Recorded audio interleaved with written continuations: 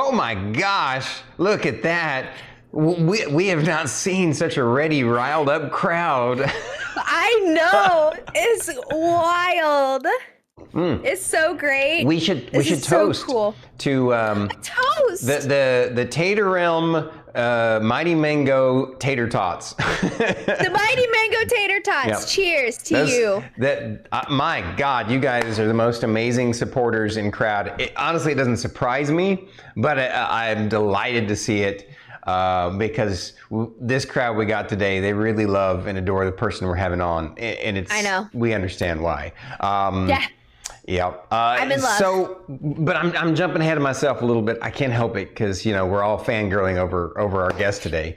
But we do have to say, welcome back to Bandwidth and Banter, guys. Hi. Welcome in. I am Stormy D, and I'm Druid IRL. It's a pleasure to have you guys on the show. Last week was a fantastic episode. Yes. We had Old Man Garrus on, right? Yes. What a wholesome dude. Mm-hmm. I cannot express that enough. I agree. Wholesome guy. Yes. Love him. Just sweet, knowledgeable, and I'm super excited that we got to meet him through Insomnia Night and Goblins and Warlocks. Just an honor to have him on the show. Look forward to chatting with him again in the future. Absolutely. And he's the kind of warm individual that makes people want to just relax and chill and be happy. Just let go of all the stresses of life. Yeah. And like you're eating a really good meal with some tasty taters. Yes.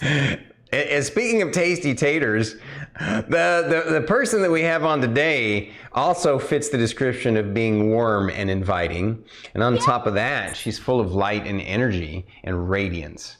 And honestly, she's the kind of person that brightens people's day and makes Twitch a better place and the world a better place.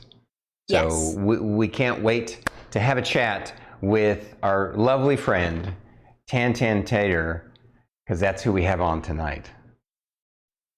There she is. Hi, Tantan. Hello, everyone. Happy Friday. That's right. It's Friday. It's a perfect end cap to the week. Look, she's having a hard time breathing. She's so excited. I agree. Yeah. We're super excited to have you on.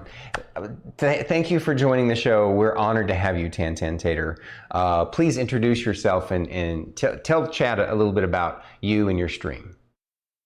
Thank you so much to Druid, Stormy, for having me on Bandwidth and Banter. It is truly an honor. Y'all have already heard me gush about each of you and just this amazing community. But yes, I am TanTanTater. Usually everybody can call me Tantan, Tater, Tanya, whatever floats your boat. And yeah, I am a streamer, and I haven't been doing it for too long in terms of actually jumping into it, committed schedule and everything for too long, probably since December of last year. But yeah, like my channel, I make a lot of weird Pokemon noises. So I like to, my chat knows there's Redeem in my channel where you can have me do a really fantastic Pokemon noise, and I'll do my best with it. But most of the time it's just me going, okay, I tried. I'm sorry. Have fun. But yeah, I mostly stream Pokemon. I'm trying to do like more variety of stuff. I have streamed non-Pokemon games in the past, but it has been a minute since that has happened just because there's a little bit of a drought of games that I'm personally interested in, but we'll change that up soon. But yeah, that's basically me.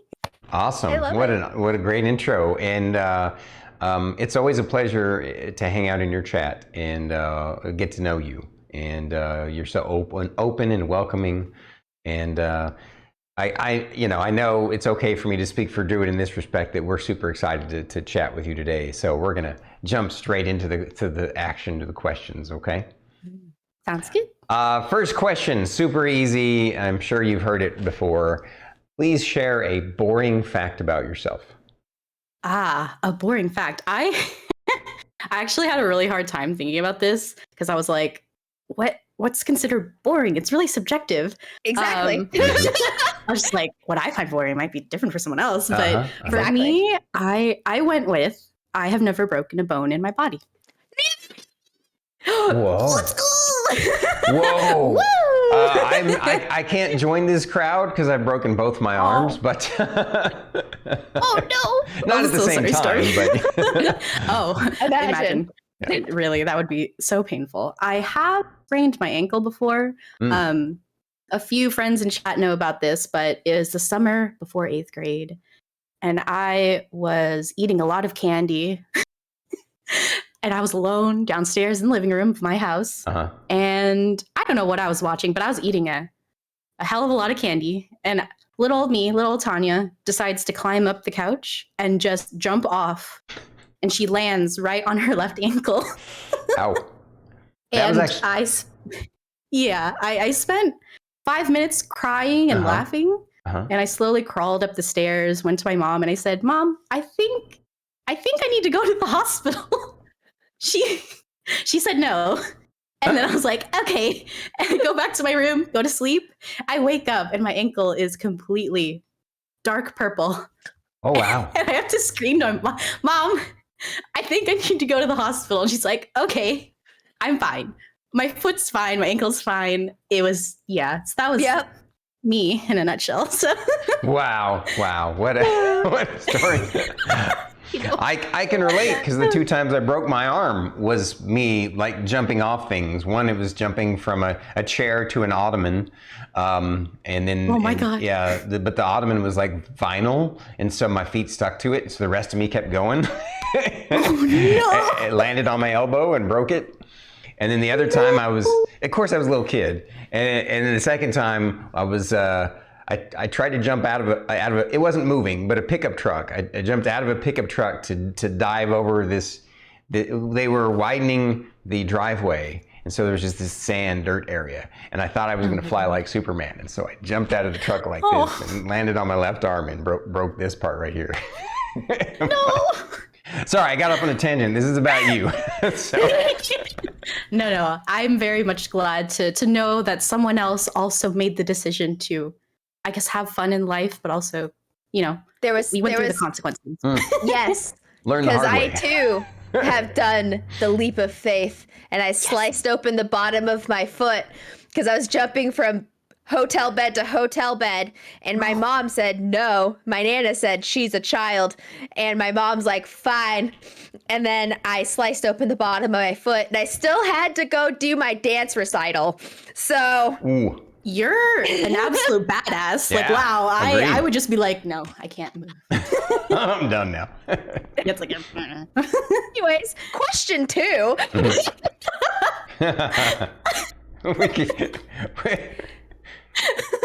How did you pick your Twitch name, and what was the inspiration? Yes. So I honestly was pretty straightforward. I have a bachelor's in English, so I really like playing on words. A lot of people know that I love puns. Majority of them are pretty bad, but I get a laugh out of it, so it's great. So in my head, I was like, Tanya is my name, so I was like, what about Tan?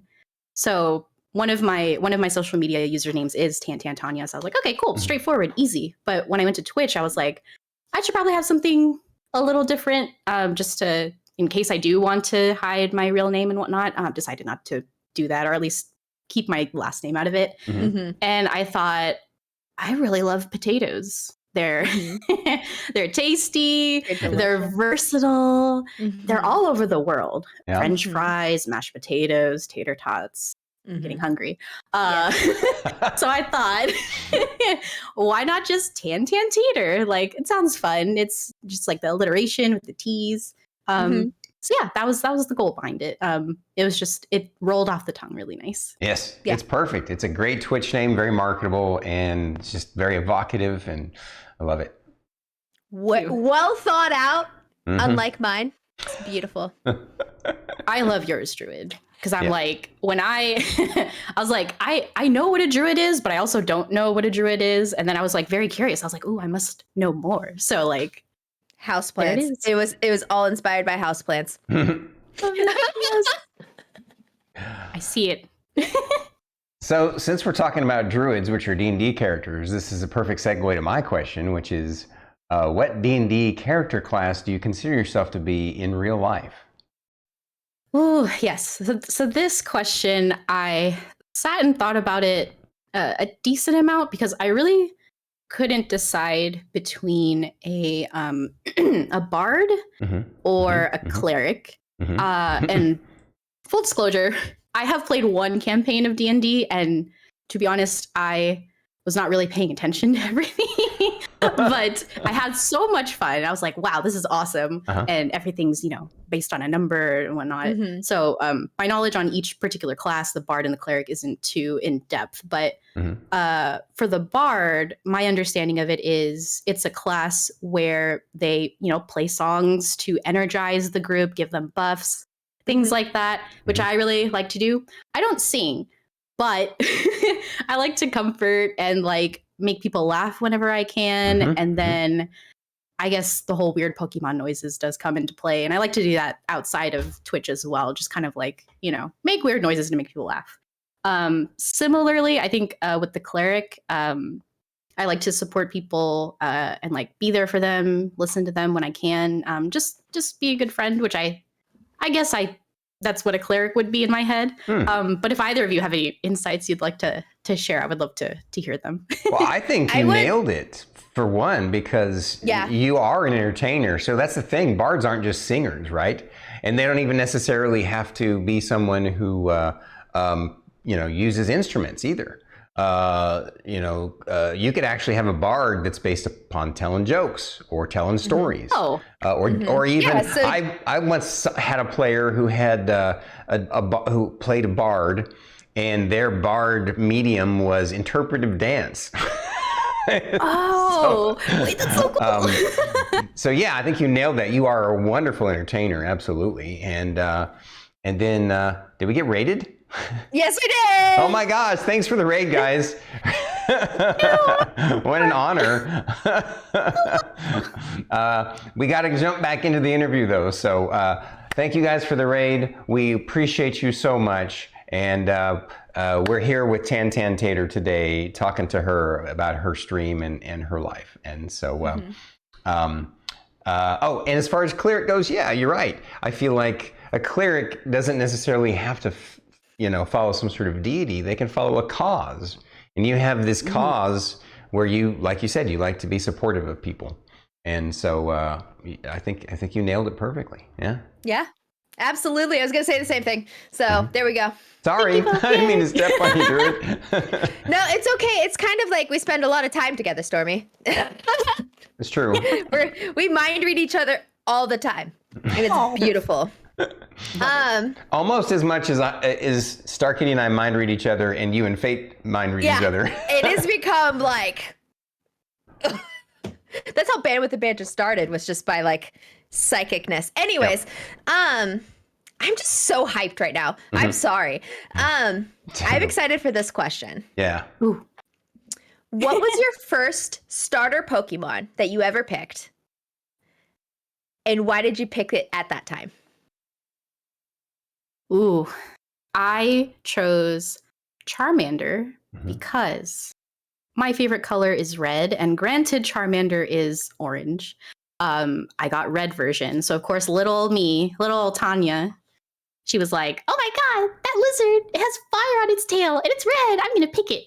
So yeah, that's what I went with. That's so cute. I knew it was gonna be something like that. Because I picked Bulbasaur because I like green. Valid. Okay? So valid. And I like plants, so I knew I was gonna emphasize.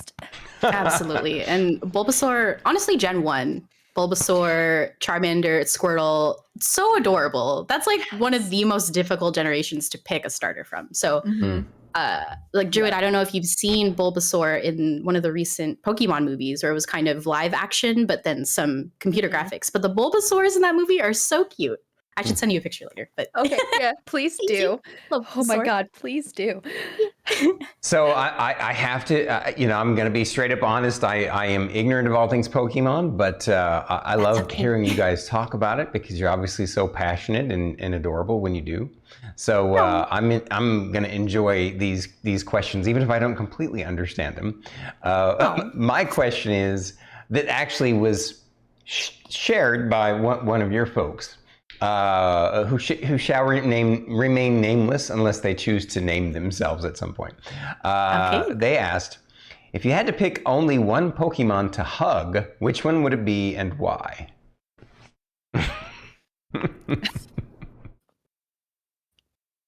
Oh my God. I'm speechless. How am I supposed to choose one? I'm literally like, oh. Who asked this? Because we need to talk later.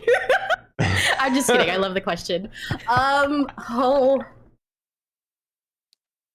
If I had to pick one, so I can only hug this Pokemon and none other, like no other, just this one. In this hypothetical, yes. I would definitely choose Mimikyu. So that's the Pokemon that is on this shoulder right here with this tattoo. If many people are not knowledgeable about Mimikyu, that's totally fine. So the whole spiel about Mimikyu is that it tries to dress up like Pikachu, who is the flagship mascot of Pokemon. Popular, everybody knows Pikachu, everybody loves Pikachu. Mimikyu is this little creature that is like, I want to be popular too, and I want friends that love me and stuff. I was just completely enamored when I heard about Mimikyu's Pokédex entry, and I was like, that's me. I'm like that too. I was like that little kid that just wanted to fit in everywhere, and that's why it's one of my favorite Pokemon. So I would want to give it a hug constantly because it's just going through so much. So that is my answer. That's a great answer. Thank you for sharing. Thank you. Yeah.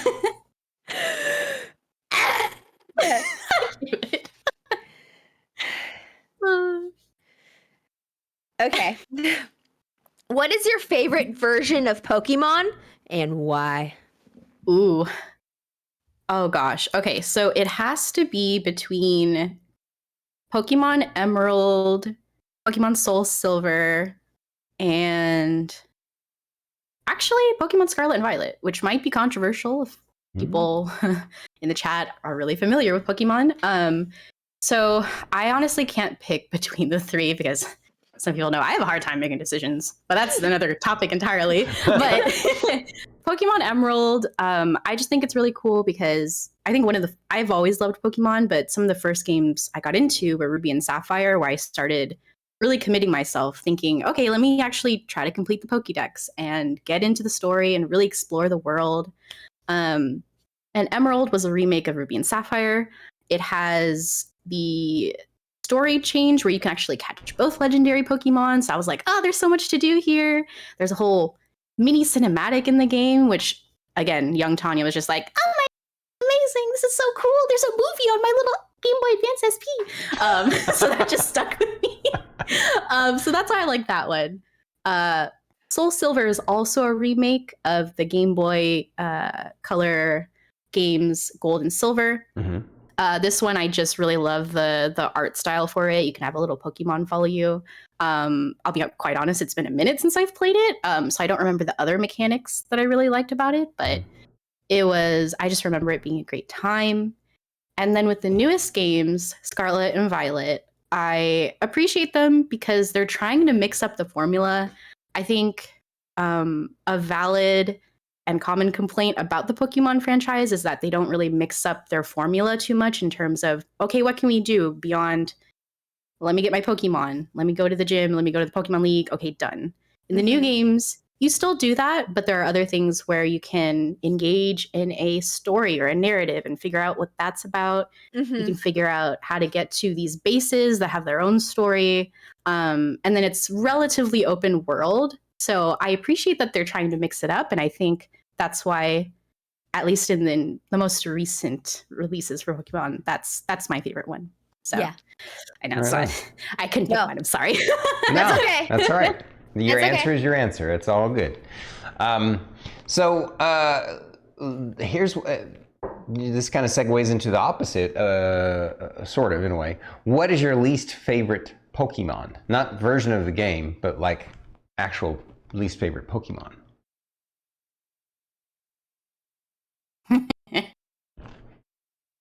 Eps, I'm sorry, but okay, it's not his favorite Pokemon, but in one of my recent streams, so I've been playing Pokemon Yellow, and a lot of people know that the caves in Gen 1, they're hard to get through. You can't really, there are no landmarks, so it's a little bit kind of like, okay, here I am, I want to get out, I'm tired. And when you go through caves, lo and behold, oh, a Zubat, you defeat it, you run, oh, another Zubat, oh, another one, and it's just really exhausting. And Zubat is great, it evolves into Golbat, Crobat, but it gets really irritating when you just want to leave, and it's just like, hey. So I literally just had some flashbacks to trying to navigate a cave without having flash available. Oh my god! Before I knew what flash was, that was a thing. Like I had to learn. Like yeah. Okay. Yep. I already hear the little noise in Pokemon games whenever you run into a wall. It goes do, do, do, and I did the same thing when I didn't use flash. So it's like, oh, there's a wall. Maybe here. Oh, there's a wall. In my dreams and my nightmares. So I'm with you.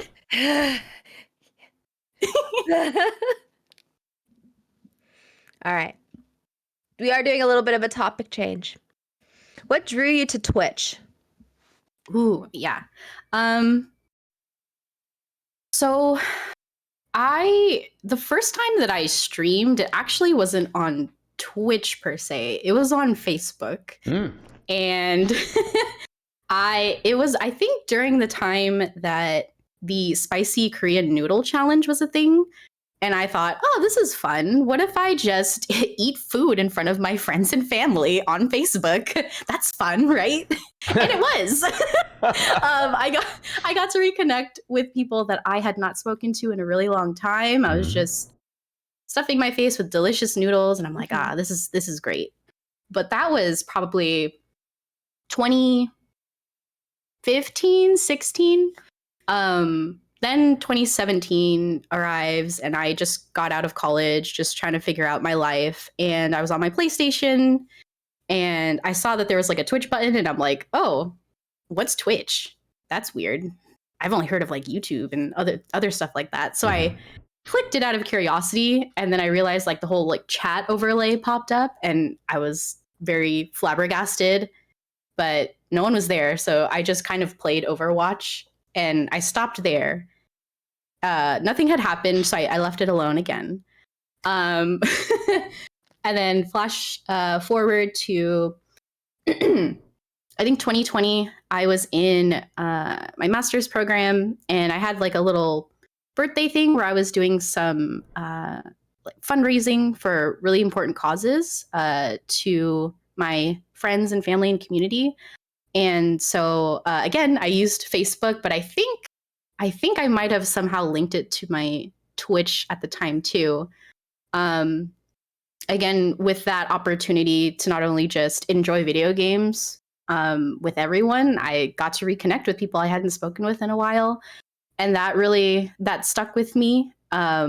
Just being able to share these wonderful memories with everyone. And yet again, I left it alone for a very long time, but it wasn't until, as I mentioned previously, December 2022, when I really started getting back into it, and I had more free time.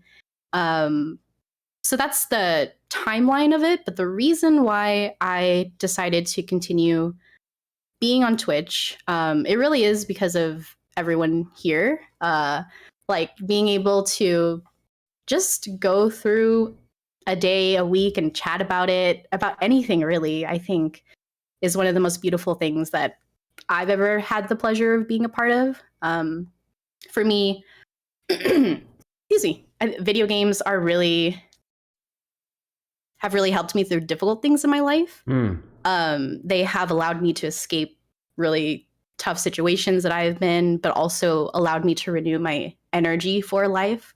it allowed me to connect with people that I never thought I would be friends with. And so being able to not only play that online, but then share those memories with people that come in chat, whether I've known them before or never have met them before, that's what really made me stay.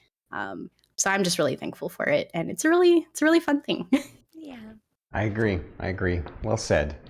So Tan, what did family and friends think when you told them that you planned on streaming?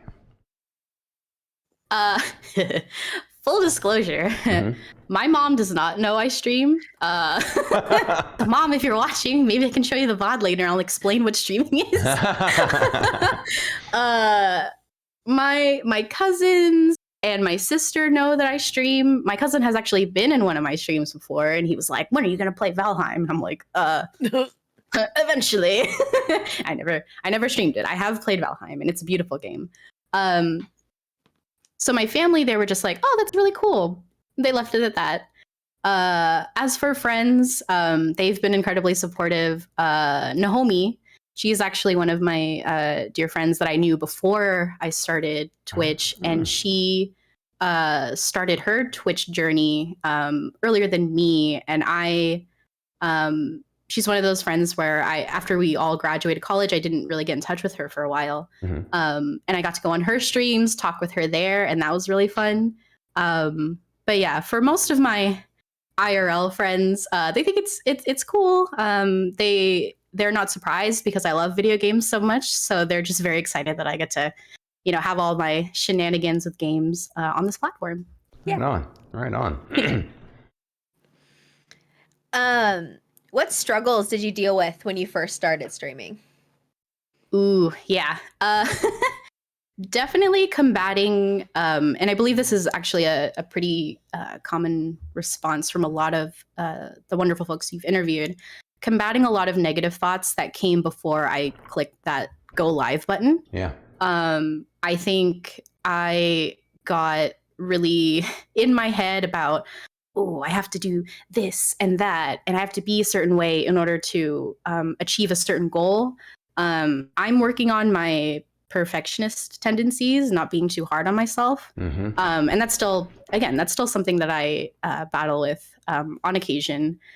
So there's that aspect of it, but I think all of the love that everybody shares in the community of just reassuring one another, being those kind, people to just vent to, has really been key in dealing with that. And then I think just time management. I work I have a full-time job, and my last one, I had started streaming, and then my last job I got kicked into full gear, and I just got home and I was exhausted and I couldn't stream at all. I couldn't even play video games offline, so that was exhausting. But now then, in this new position that I have, there's a lot more free time, but I often have to wonder, okay, will I have the energy for this? Because I want to bring my A game whenever I can. And again, everyone's so supportive whenever, those kinds of discussions come up in terms of just physical and mental health. So I'm really grateful. So the key is everyone's so wonderful and supportive. So I'm thankful. Right on. Yeah. So on that note, what tips can you share with future streamers? Yeah, I would say do not be afraid to ask for help.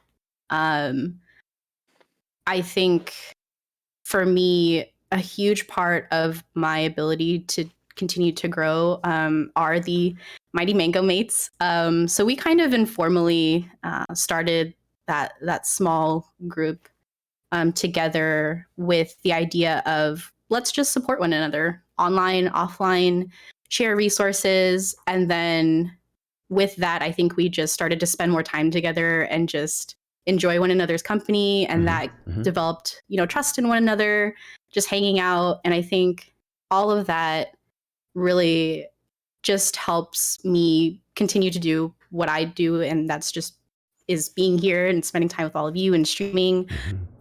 So if you can, reach out to anyone, whether it's an individual person or an amazing group like the Knights of Stormkeep, y'all have been such sweethearts and are such sweethearts.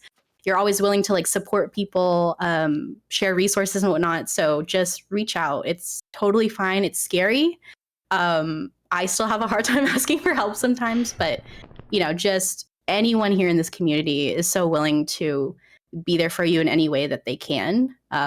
So reach out for sure. I think another useful thing is if you're having a hard time deciding what to stream, like me, playing something that is just something that you really enjoy, that you can talk about, especially when you're in that initial stage where you're trying to build a community, and you might only have 1 or 2 people in chat, or maybe even none. That's perfectly fine.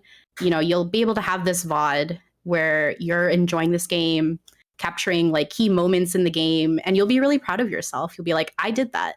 And it's something that I love. So it gets a little bit easier when you put it in that type of configuration, so to speak. Yeah.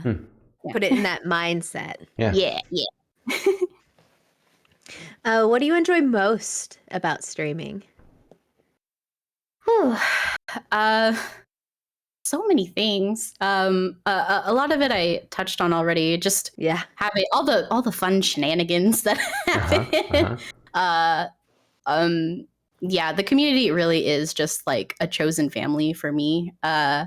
So being able to just laugh about the most silly things, getting to know people, and enjoy a game together is just really amazing. And then I think also just actually being able to learn more about games and activities that I never thought I would learn about is really cool.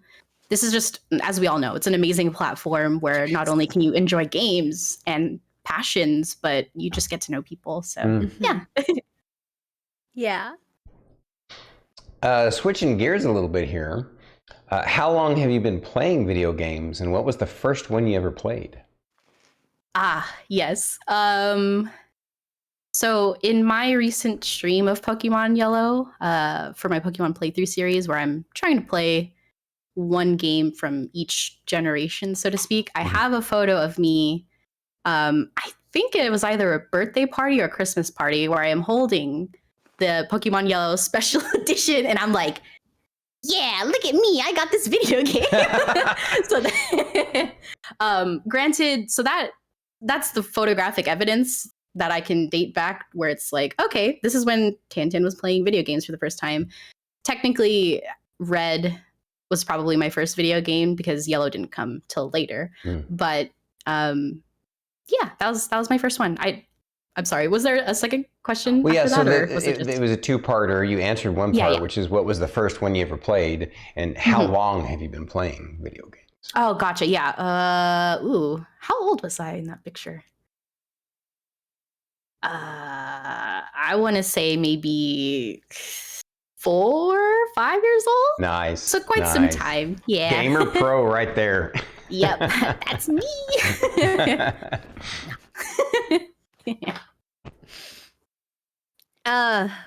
What is your favorite game and your least favorite game that you have played on stream? Oh. Gosh. So my favorite game that I've played on stream, probably Scarlet and Violet, because I just have such fond memories of when the community was growing, and there were just like a couple of wonderful friends and loved ones that I now have in a part of my life that were there with me. So I just have really fond, nostalgic memories of that game. Everyone just watching me stare at a screen, running around with my little Pokemon, trying to find shinies and stuff. And I'm like, I know, this is really exciting, right? Oh, my gosh, a different colored Pokemon. And everyone's like, I don't get it, but you're having fun. So I was like, cool. So definitely Scarlet and Violet is my favorite. My least favorite is probably Overwatch. Because, okay, I love Overwatch. It is great. A few friendos know this. I'm really hard on myself when it comes to competitive team games. I have such a supportive group of friends whenever we do play those games, where they're like, don't worry about it, we're here to have fun.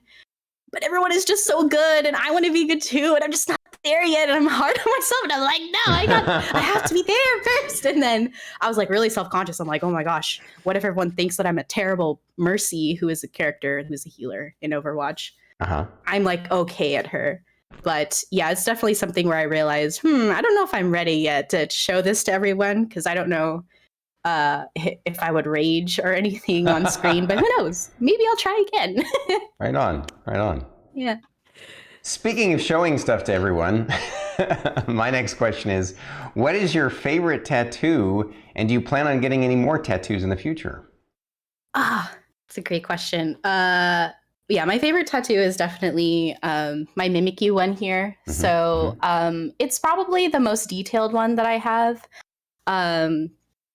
And it's pretty important to me because I got it in honor of my dad, and then just for memories of how I grew up. The flowers are red Dallas lantana flowers, which are very common in Southern California. So that's that one. And then yes, I do plan on getting more tattoos. As of now, I have one planned for each of my legs. One's going to be a dragon with flowers. One's going to be a tiger with flowers.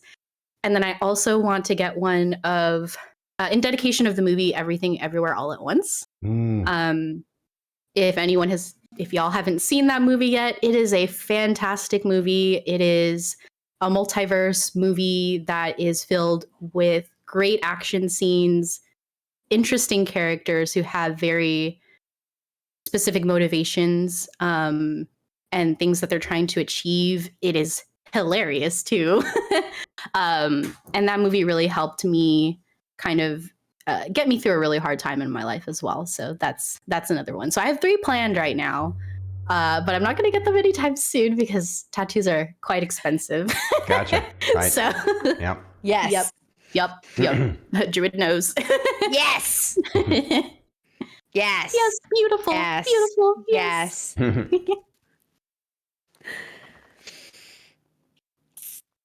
Oh. If you are comfortable, can you please share about the first time you ate meat? And what is your favorite meat? This is a great question.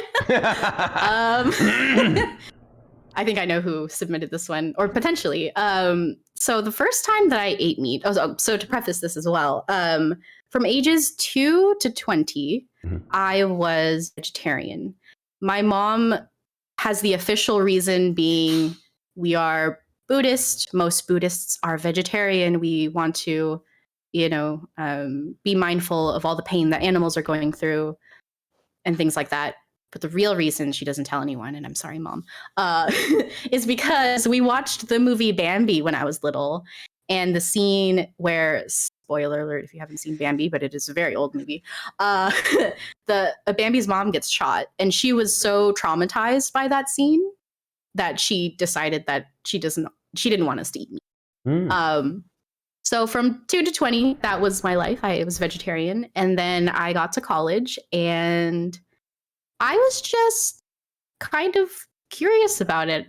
I still am very much, I think most people are, like, the difficult concept of like animals being in pain, but meat it's delicious and it's good for you. And I was curious. I was like, okay, let's give it a try. Why not? And I'm also not religious. And so at that point in my life in college, I just wanted to try things out. So the first time that I had meat, it was from a friend of mine who was also a coworker.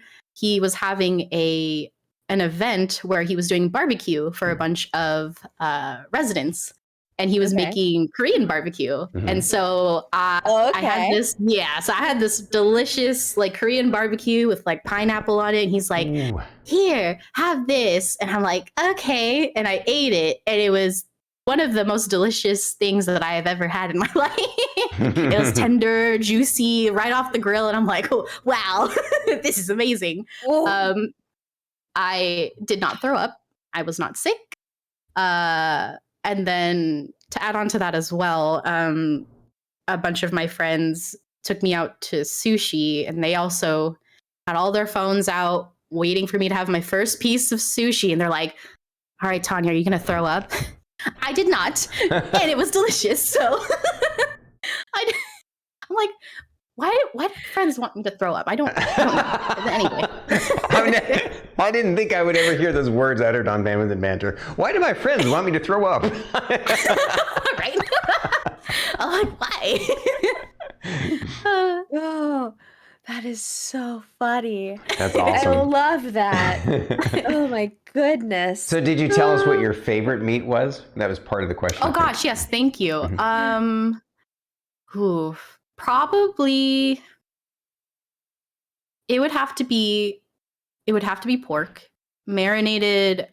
So if anyone's a little bit familiar with Korean barbecue, there's one called I guess a type of marination or like style that you grill the pork and whatnot. It's called bulgogi. And so there's bulgogi pork, and that it's just so tender and sweet and delicious. And yes, I highly recommend it. Yes. If you've never had Korean barbecue, it is so good. Good stuff. Oh, I got this question. This is fun. All right.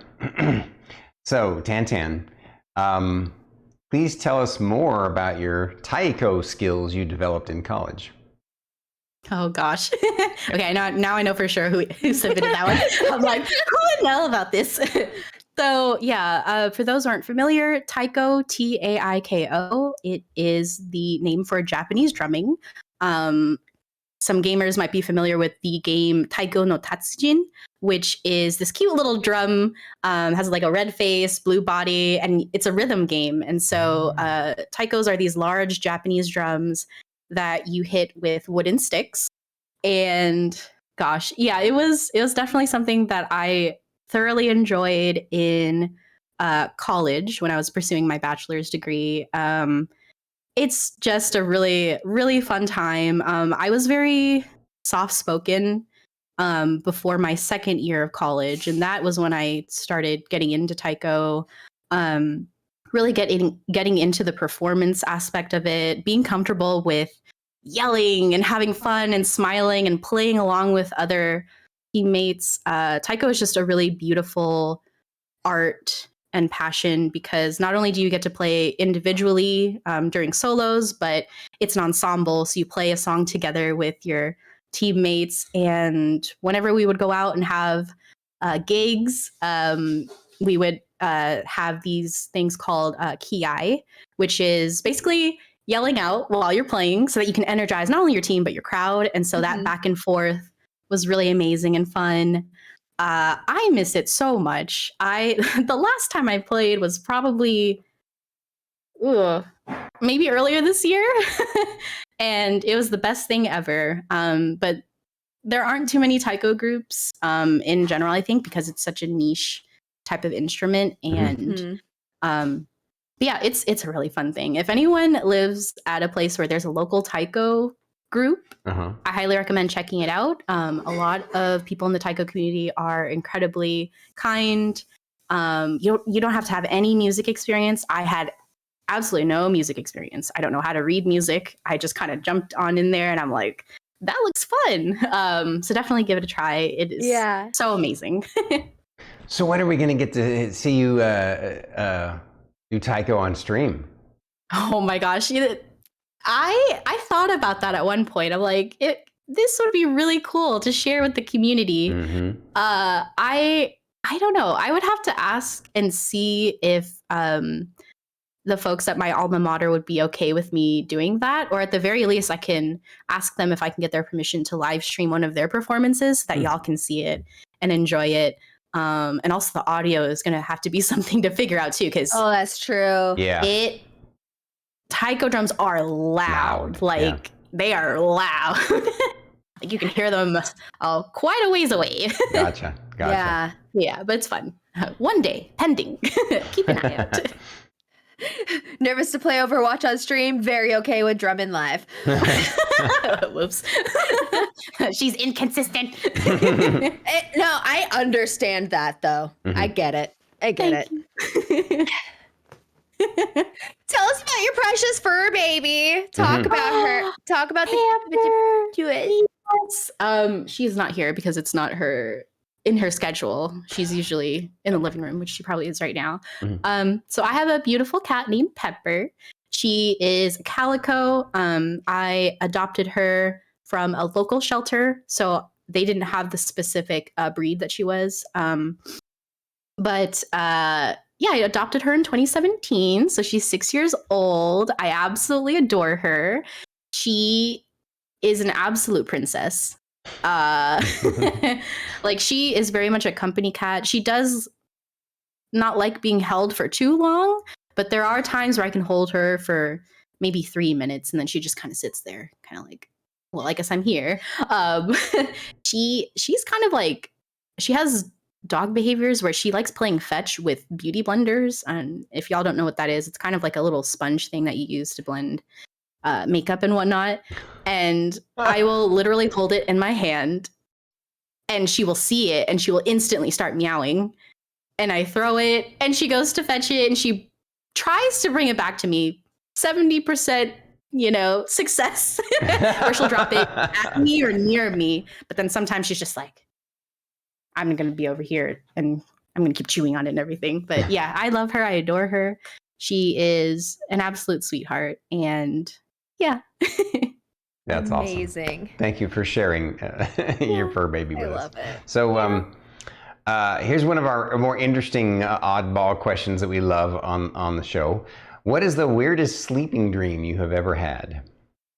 Ooh, okay. So I might have two answers for this one, just because one is like fine and the other one's kind of like, it really is very weird. So the first one that I actually recall from many, many years ago, I had a dream where I was in, it was very on brand, I was in the Pokemon world.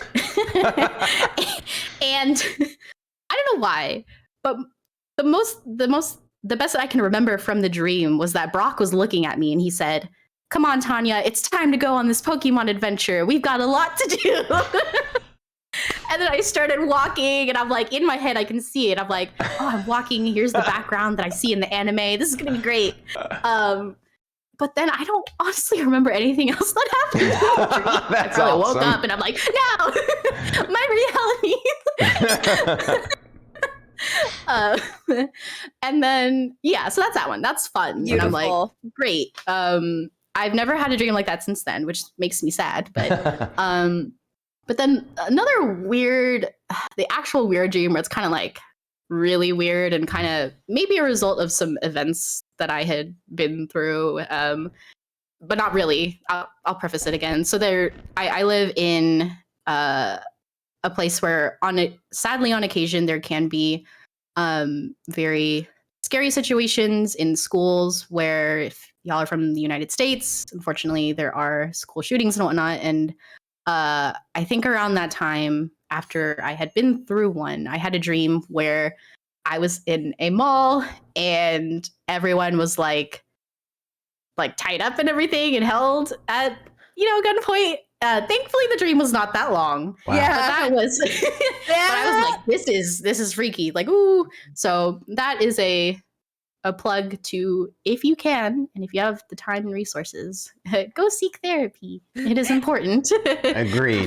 So yeah, that was one where I was like, that one's actually very weird and scary, but so Yeah. Yeah. Fortunately, I don't dream. I'm glad. I was like, well, at least that means that you don't have to deal with the bad ones. I mean, like, exactly. if you could have good dreams, I would want that for you. But also, it means you don't get bad ones. So. Yeah. I actually like nightmares. So, I mean, they're not my favorite, but I like dreams so much that I even like my nightmares, as long as they're like the scary, spooky ones, right? Like I'm in a haunted house or something scary's chasing me. I'm cool with that. Exactly. The worst kind of nightmares to me are the ones where like life imitates the dream world. Like I wake up, my worst nightmare ever, I still remember when I was 16. I was a dishwasher and busboy as my first job at a hamburger joint.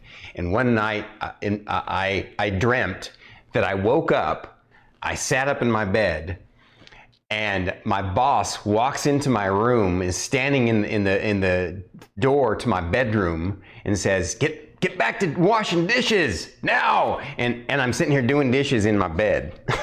It was, and it felt so real that I'm like, oh my God, why did I have to have a nightmare like that? Yep. That is terrifying. That Oh is gosh. yeah, that's awful. Yeah, I don't dream, guys. I'm so glad you're. You have to go through the pain. My nightmares would be awful. Oh, no. So my imagination's already wild. Anyways, if you could be any superhero from a comic book, which one would you be and why? Oh gosh. Full disclosure, I have not read that many comic books. Same. I have read manga. Like back there's a bunch of Japanese graphic novels that I have read. But so I'll try to, I guess, go off of my knowledge from the, I guess, Marvel Cinematic Universe, because that's Sure. what I'm most familiar with. Perfect. Or if you would rather pick a manga character too, we totally would respect that. Oh, thank you. Or Stormy would be so happy if you picked anything from like an anime. So just saying. Oh. Well, yeah, that's why I'm saying manga or anime. Yeah, that's true. Yeah. Oh, gosh, that's a good question. Well, off the top of my head, from like the Marvel Cinematic Universe, I think I've always just really been a fan of Storm from the X-Men. I'm just a huge fan of being able to control the elements and whatnot, and she is just so badass. Yeah. She's great. And then I'm also a fan of Teen Titans, and so I was always really a big fan of Starfire from there. She's just, I think, not only are her powers just really cool, but she was always so diplomatic and kind to everyone on the team. Love her. She's great. Oh, but anime.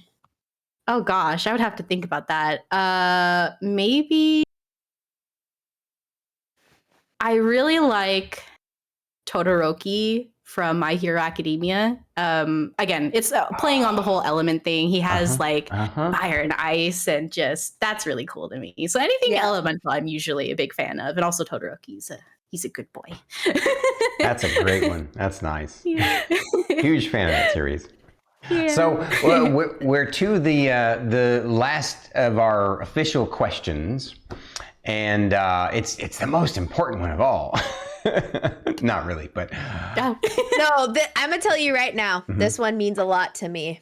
Yeah, it does. But your answer is yours. You don't worry about whether it means anything. Don't worry. It's fine. I'll tease. I'll tease. No worries, no worries. I'll tease. Yeah, she'll tease. So Tan, coffee or tea? Oh. Oh gosh. I just drink both of them so often. I have to have coffee whenever I go into work on Tuesdays and Thursdays in person. And I also have it when I'm at home too. But I literally have a tattoo of a boba bottle, which is often tea. I love, oolong tea, jasmine green tea, regular green tea, rooibos, blood orange tea from Trader Joe's, which is really amazing. But if I had to pick one, I would probably pick tea, because that is something that I drank pretty often with my grandma when I was growing up. So I'm like, I had to pick one, and I'm really bad at choosing things.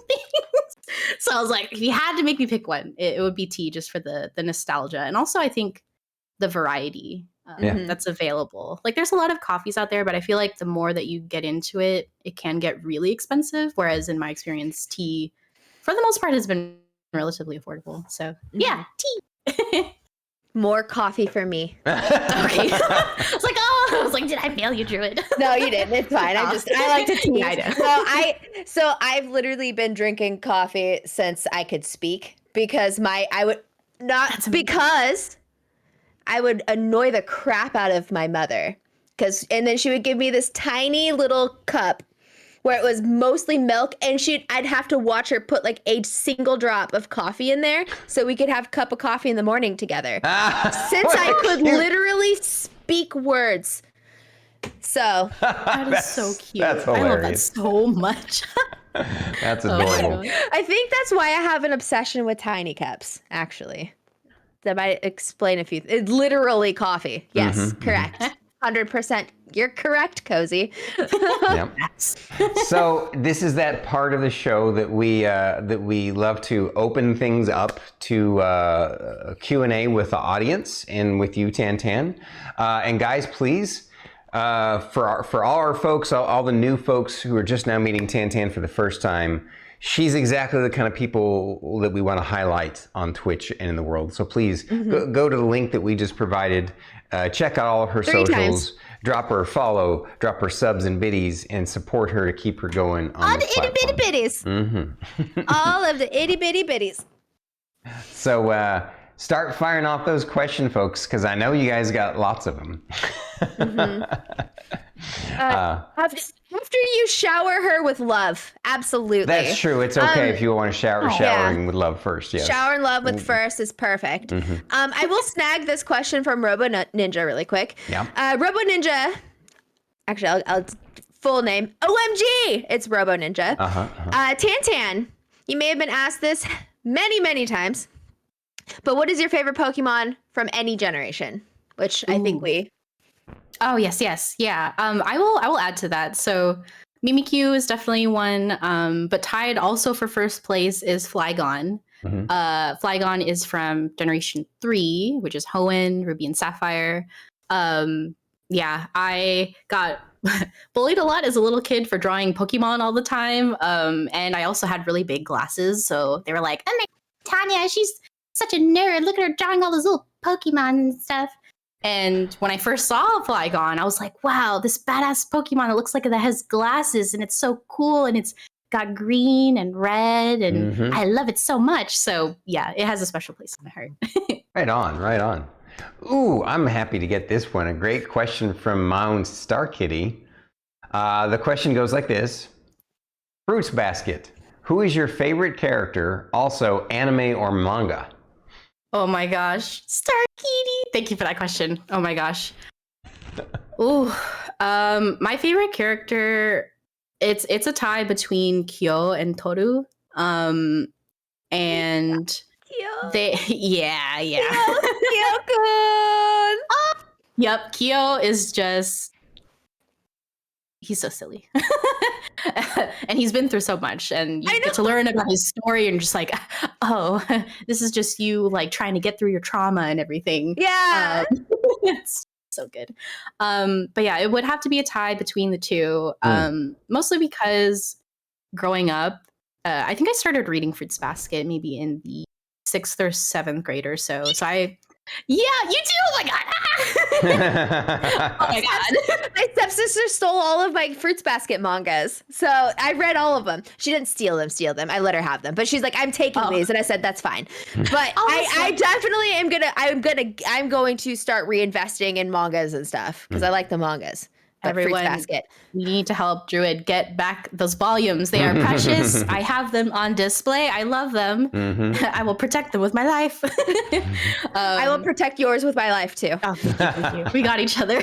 Yes.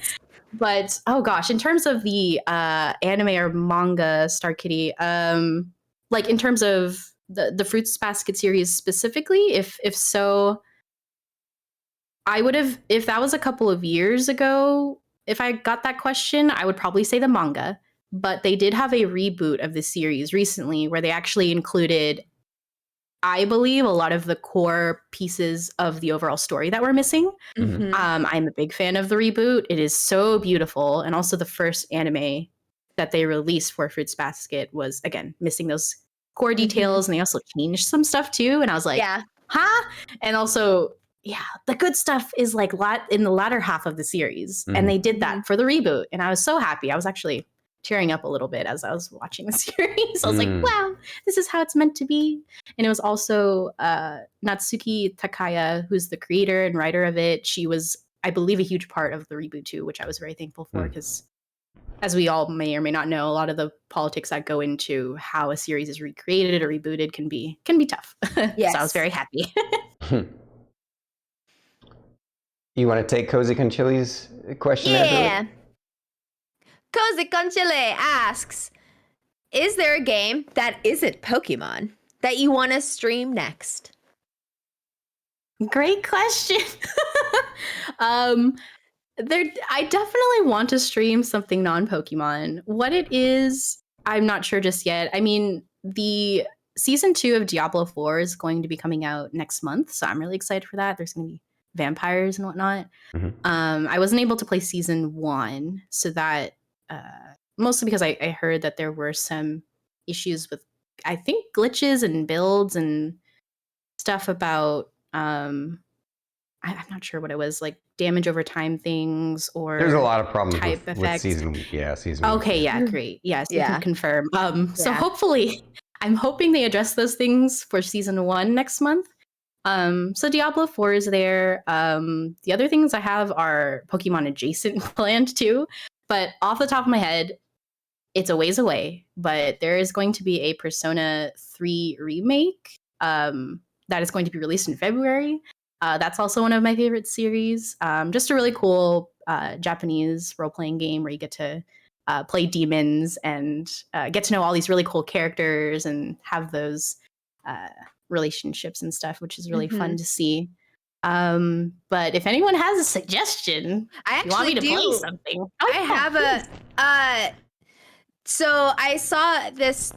It's very similar kind of visual to like what some of like the Pokemon games look like. I haven't played this game yet, and I actually kind of really am thinking about this after I play Stray. It's called Sea of Stars, and it looks really fun. Have you played that one? I have not played it. I have seen a couple of friends in the community that they were streaming it, and they also recommended it too. So I will check it out. Yeah, if you do stream it, Druid, I'd be happy to see it. Yeah, so I think that's going to be my next game after Stray. Can I give you something? I'm also really bad at decision making. I'm gonna tell you right now, I am awful at it. So that's why I just make polls for everything all the time ever. I love it. So that helps me so much.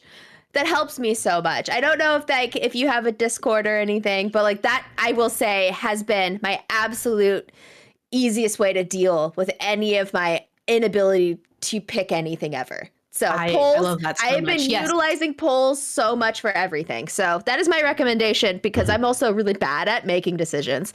So thank you. I appreciate that. Yes, thank you so much. My tip to you. Next question is from SerenDipX. Did I say that right? SerenDipX. Tantan, which Sailor Scout would you be from Sailor Moon? Oh my gosh. Please don't hate me, chat. I was a Pokemon kid growing up, so I actually never sat down and watched the Sailor Moon series. So the main character that I do know is like Usagi, I believe is her name, the main character, Sailor Moon. And what I know about her is that she's the leader of the group. She's not afraid to show her emotions. Also, she's very kind and hardworking. And then some memes I've seen of her are really great. So she seems funny. But I mean, all of the sailors, they seem really cool. So I guess because my knowledge is limited, I would have to answer probably Sailor Moon just because she seems really cool. Right on. Sorry, Sarah. Great. That's awesome. That's a good question from Ghost Reaper you get. That's, I know, I get this one. That's a good one. I get Ghost Reapers. Ghost Reaper asks, if your younger self could see you now, what do you believe she would say to you, and what advice would you give to her? Little Tantan would probably ask me, present me, why do you have all these tattoos? Didn't it hurt? Like, what's going on? Because I never envisioned myself being someone that has like this many tattoos. So that's probably something that she would ask me. She'd probably ask something like, you know, what are you doing right now? How's your life going? The constant stressors of like, what's your career? Are you like financially stable? Are you emotionally stable? Not that I ask that every morning anyway, but but like, and I'm probably like, we're working on it, girl. But if I had to tell little Tan something, is just I'd probably tell her keep doing what you're doing. Be okay with opening up to people. I know it's really scary and it feels like your throat is constantly like constricting when you try to like tell someone that you're hurt or in pain or going through something. But if you just give it a try with someone, even if it doesn't go the way you wanted to, just trying is going to be a huge step in you being able to connect with people better. That's awesome advice. And yeah, and then just keep getting good grades so that your parents leave you alone and you can play all the video games you want. I think what I love most about Ghost Reaper asking that is because he is a father to a daughter, and they sometimes stream together, and I just think it is the cutest shit in the entire world. And then, again, this is when that cute aggression comes up, and I'm just like, I have to just put you on lurk and walk away because I feel like aggressive. I gotta go. Like, this is too cute. Yeah, no, Ghost is a fantastic father. Like, I have been in a few of his streams where he's had his kids there and they are just a delight and adorable. I'm just like, oh my God. It makes me want to vomit. How dare you be so cute. God. Anyways.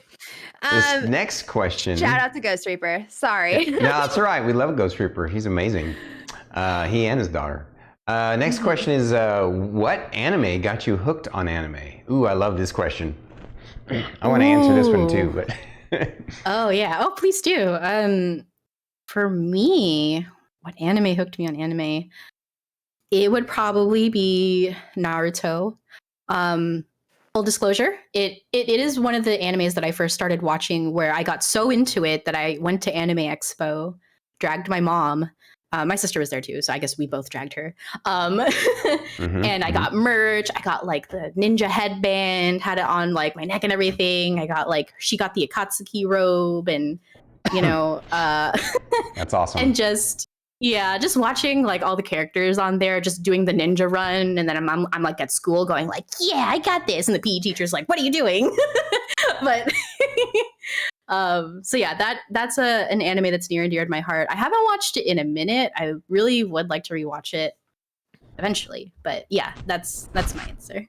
That's awesome. Yeah, for me it was X. I don't know, not necessarily everybody knows that one, but yeah, I've heard of it. Yeah. It's very, it has some dark moments. It's very abstract. And that's actually what hooked me about it, was how abstract it was. It was so abstract that it made you think. And I love that it made me realize that anime tries to tell stories that don't, not all anime, but a lot of anime tries to tell stories that don't insult your intelligence. They actually say to you, I believe you're intelligent and you can figure this out. and I respect anime for that. Anyway, 100%. Sorry, next question to you, Druid. What is your favorite memory or story from one of your streams? That's a great one. Ooh. I would have to say there was this one time I was shiny hunting and there were a bunch of new people in chat that I had never got to meet. And one of them was from Japan.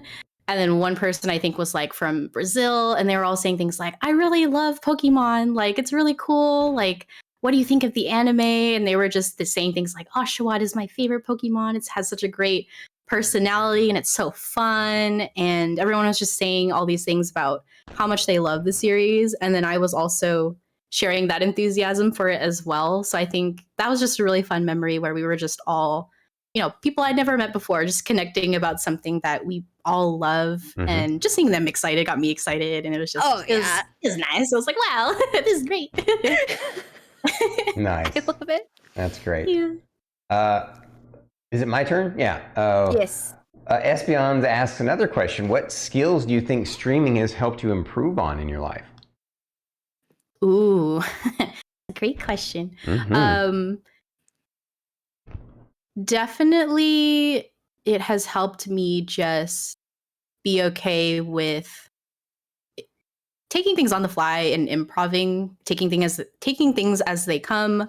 As we all know, with streaming, sometimes things don't go as planned, and you just kind of have to roll with the punches. Yeah. I am very much, if anyone's familiar with like Myers-Briggs tests, I am a J, which means I really like to have things planned out as much as possible so that like I don't have to worry. So when that doesn't happen, I used to get, well, I still can get pretty stressed out about it. And so with streaming, I think when unexpected things happen, I think it's been a really good practice in patience and just being okay with things not going as they intended. So that's definitely one thing. And then I think just being able to network too. I am in real life, I am actually very introverted when I am in a circle of people that I've never met before, because I always feel like I have to impress people with something. And with streaming, I think because we can control the flow of the conversation and the subject matter for the most part, I think it's definitely given me that confidence boost and being able to be in a space with people that I've never met before. So, Yeah. Nice. Every single personality test I've ever taken ever has all said, you're an extrovert. And I'm like, oh, what a surprise. I would have never thought. My poor husband's very introverted. I'm the one that controls every conversation we ever have in a group. And he's just like, thanks. Y'all are so adorable. Yeah, they are. Yeah. I'm excited for this one. Cole asks, what's your favorite way to prepare a potato for eating? Oh my gosh, what a great question. My favorite dish, and I guess this makes it, the potato is not the center of the entree. It is a part of the entree. I really love making Japanese curry. And with Japanese curry, you can pretty much make it with a lot of things, but generally, at least the way I make it with chicken, onions, carrots, mushrooms, and potatoes. And I guess the key of that there is just more so there are some times where I do want to cook it from scratch and not use the curry cubes. There are pre-prepared ones that you can get in some Asian supermarkets where they kind of look like chocolates. You break them in, and after you pretty much boil all of the main ingredients, fry and then boil all those main ingredients together, you turn the heat down and you throw in those little chocolate curry things and you mix it up and it just becomes this delicious curry. So that's the main dish I would say that I love my potatoes in. Right on. That's awesome. I love curry. So it's I'm so with you on good. that Yep. one. Yeah, there's Japanese curry, there's Thai curry. Yeah. Starkey makes delicious Thai curry. Oh. Yes. I remember y'all talking about that. I'm like, oh, that sounds No Foreign asks, what is your favorite holiday? Oh, that's a great question. Funnily enough, growing up, my family didn't really celebrate, I suppose, traditional American holidays. A lot of the holidays that we celebrate are like Lunar New Year, for example, which is the umbrella term for Chinese New Year or other cultures that are under the umbrella of Asian heritage. So I would have to say definitely Lunar New Year in that aspect, because my family would also use that time to celebrate my grandmother's birthday. So her birthday was on January 1st. And Lunar New Year is generally in like February or so. Right. So we kind of meshed those couple of months in the year together and it was really fun. The last one that I spent with her was really wonderful because there's this traditional, I think it's a traditional Vietnamese game. I don't know if it was Chinese, but it was kind of like a card game. And there's just a lot of probability that happens with it and flipping things over and family members just yelling and being super excited. And my grandma was playing and she won. And everyone was like screaming and smiling and laughing and like being like, yeah, Grandma, you did it. And she was so happy. And so that's just a really fond memory in my heart. Yeah. I also, if Sarah is still in the chat, I really love mooncakes too. So if y'all have not tried mooncakes, they are absolutely delicious. Go try them if you ever get a chance. But then with, I guess, traditional American holidays, I do like Christmas because I usually get a break off from work because I work in education. So we get long breaks. Yeah. Dr. Ducky asks, Tantan, is there a question you would like to ask Druid or Stormy as far as the podcast or just anything? Ooh. Love that. I love that, Dr. Ducky. Dr. Ducky's mixing it up. Yeah, gosh, you're both such wonderful, fun, fascinating people. I guess for me, what drives y'all? What drives you to stream, I suppose? Like, what is your purpose, or what excites you in being able to do it? Oh, this. Yeah. This 100%. I could easily drop my streams and just focus on Bandwidth and Banter to grow it. Like, I love this. Like, my favorite thing to do is talk to people. I love talking to people. I loved hanging out with Stormy. I love being able to meet new people. I love being able to, like, I like to hijack people into like my circle of people, and then I could just be like, I think you would really like this person. You guys should meet. Like, I love that so much. Like, I could literally, like, if Stormy literally said tomorrow, Druid, we're going to start doing like twice as many of these podcasts, we're going to have to sacrifice a stream day, I'd be like, as long as it's not D&D, I don't give a shit. Let's go. We're doing it. Fuck it. Let's go. We're going now. Yeah. You know? I love that. And you're so great at it. So I've seen it. Yes. Thank you. So that's 100%. Like, I love this. Like, meeting Stormy really like invigorated all of the things that I've wanted to do out of streaming. Before, like, streaming was just for kind of funsies, and it gave me more anxiety than anything. But yeah, no, this has been amazing. I want to just take over an entire section of Twitch with Stormkeep, and that's literally all I want. It is great. Agreed. That's 100%. For me. Being entertaining and encouraging to people. I say that at the beginning of my streams. It's in my little about section. Like, it's being able to inspire and encourage people to, to be a light in their life. And Bandwidth and Banter is such a great vehicle for us to do that together. That I mean, yeah, it tickles parts of. Whoa! I lost one of my colored lights. It tickles parts of my soul and my heart in ways that I didn't realize that it would. So I 100% agree.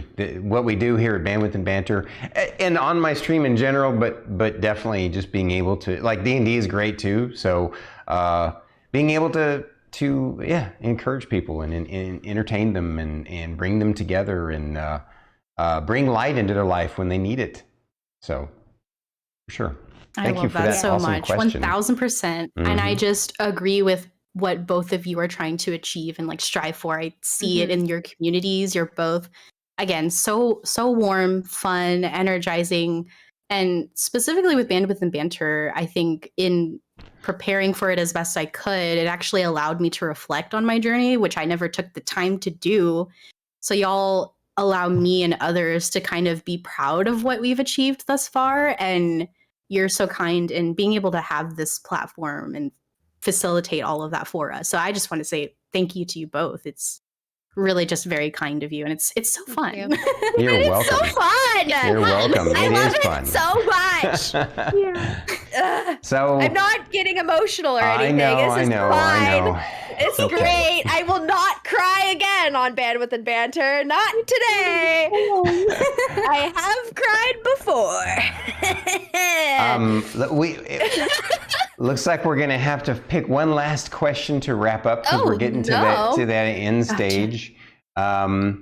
Wow. There's too many. Sorry, guys. Wow. Yeah. Let's do a couple more. How about that? We'll do a couple more, and the tech addict in me is gonna figure out what's going on with this blue light while you do another question. Okay, Drew.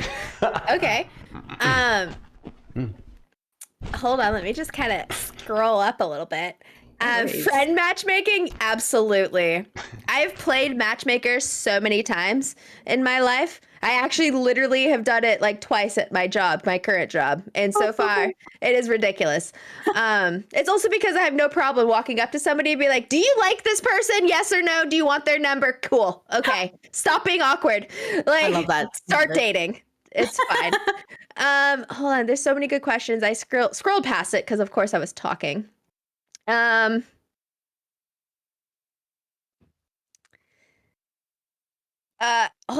There's one in particular that I was looking for and I can't seem to find it. I'm so sorry. Oh, no worries. Hold on. Oh, do you have a prized Pokemon card? That's what I was looking for. That is a great question. I do. Well, I have several that I have on the first page of my little Pokemon book back there. Can't really see it. Let me move this way. That little pink white book. Where's my finger? Right there. Yeah. That's where I have all of my little special Pokemon cards. There are Sylveon cards in there, Flygon cards in there. Weirdly enough, I do not have a Mimikyu card yet, and I would love to get one day. We'll see. We'll see how the RNG treats me. But yeah, those are definitely up there. And I do have a couple in there that are from the original Gen 1 series. Like I have an old Articuno card.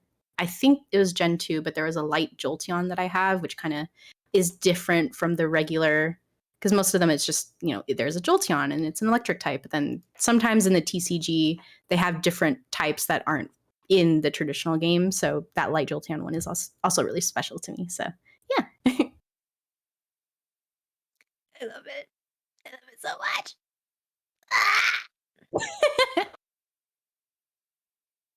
Oh, I think Stormy, are you? Oh, Stormy, you're muted. Stormy, you're muted. Stormy, you're muted.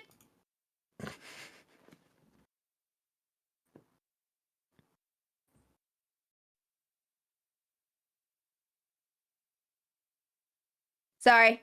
I'll ask another question.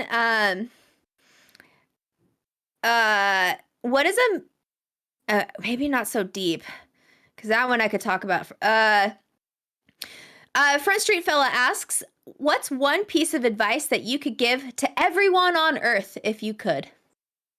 Oh, that's a great one, Fronty. To everyone on Earth. Nope, you're still muted, Stormy. To answer Fronty's question, I would say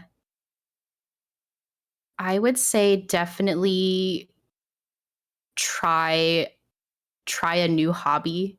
I think it's a great way of meeting people. I think it's a great way to challenge yourself and spice up your life in ways that you could never imagine, and you can make lifelong friends through this new activity. That's what Taiko was for me. Shy little Tantan was like, wow, these people are so fun and energetic and confident. That could never be me. And then I gave it a try, and I think I had just one of the most transformative experiences in my life, being able to not only learn something with my hands and learn performance art, but I just made some really fantastic connections with people that I never thought I would. So that's something I would say. Right on. You can hear me now, right? Yes. Yeah, I just switched to the other mic. I apologize for the scuffness and unprofessionalism for this one today, guys. Thank you for being understanding and adaptable.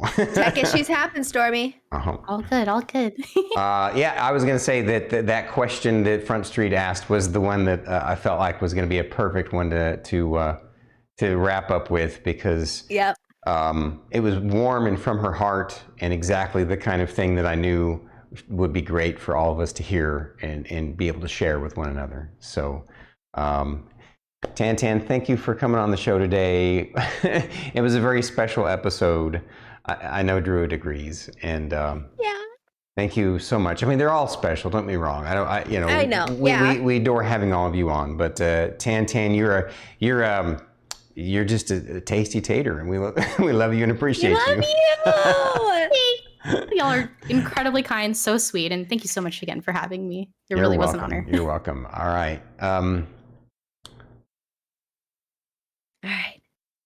Thank you guys for coming to another episode of Bandwidth and Banter. Oh my gosh, Tan is such a beautiful soul. We're so fortunate to have met her and all of her friends. I think we got to credit Spud Solutions. That's how we met. We met with them. I'm pretty sure. I think it is Spud Solutions is how we ended up infiltrating the Mighty Mangoes. Right. He was our Bashaby, center core. Right? Yeah. So shout out Spud Solutions for introducing us to this wonderful community of humans. It's all of the big, warm feelings. It is just... Everyone, please make sure that you support TanTanTater and her adventures in 4A and Twitch for as long as we can keep her on here as long as possible, because absolutely it just makes the digital world and the real world a better place to be in. And another exciting person that makes the world a better place is me and Druid. Wow, that was kind of a vain thing to say, but that's who you get next week. Thank you for the follow. It was cut off a little bit, but it's fine. Thank you for the follow. Yep. Oh, absolutely. Oh yeah, that's it's okay. Somehow it's fine. Or another. There we go. So next week the episode. I'm super scuffed today over here. You're fine. I know it's bothering you, Stormy. It's fine. I can feel it, but it's okay.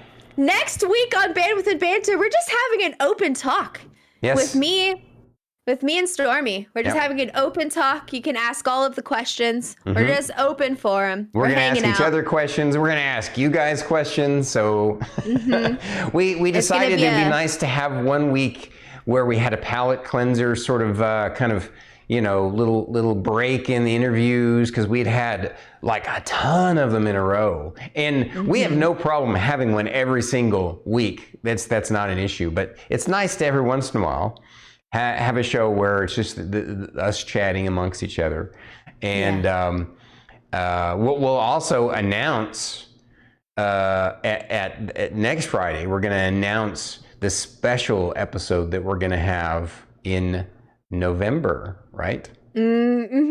Yeah. So be on the lookout. Come check out our chat that day. Whoever wants to come, please come ask us questions. We're going to ask each other questions. She and I are probably going to delve a little deeper into some interesting topics. We might, push some edges and boundaries just a little bit. So it's going to be an exciting and interesting interview. But then don't worry, the following week we're going to be jumping right back into the interview action. So thanks again for all of you for joining us tonight, and thank you again, TanTanTater, and all of the tater tots and mighty mangoes. So anything else to add before we do the outro, Druid? I love you guys. Thank you for being here. Indeed. You're all the best. You guys are so cool. And we do it because of you guys. Thank you. So speaking of thank you, doing it one more time. Here we go. Ready for this? Okay. Thank you for coming to the show. Drop a like, subscribe, and comment down below. If you're listening to the podcast, please rate and review the episode. We are Bandwidth and Banter. Thank you. And good night. We're getting so good at that. Pretty soon we'll have it memorized. See you guys. One of these days.